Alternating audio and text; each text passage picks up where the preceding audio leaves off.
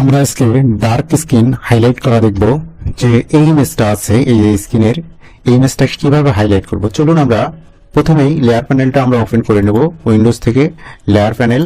তারপরে আমরা এটার উপরে এই যে অ্যাডজাস্টমেন্ট লেয়ারটা আছে আমরা এখান থেকে আমরা যাব হচ্ছে কার্ভসে যাওয়ার পরে এখানে যে থ্রি ডট আইকনটা আছে এখান থেকে যাব আমরা অটো অপশন। এই যে অটো অপশনে গেলে দেখবেন যে এখানে কয়েকটা আছে, তার মধ্যে আমরা নিচেরটা সিলেক্ট করে আমরা এটাকে ওকে করে দেব, দিয়ে আমরা এটাকে অফ করে দিই। তারপরে আমরা এখান থেকে কন্ট্রোল জে চাপবো যতটা পর্যন্ত আপনার হাইলাইট প্রয়োজন স্মুথ মনে হবে ততটা পর্যন্ত আপনি নেবেন। নেওয়ার পরে আমরা এই তিনটাকে মার্জ করে নেব, তিনটাকে শিফট ধরে সিলেক্ট দিয়ে নেব। তারপরে এখান থেকে যে গ্রুপে ক্লিক দেব, দিয়ে এখন আমরা আফটার বিফোরটা দেখব, বিফোর এন্ড আফটার।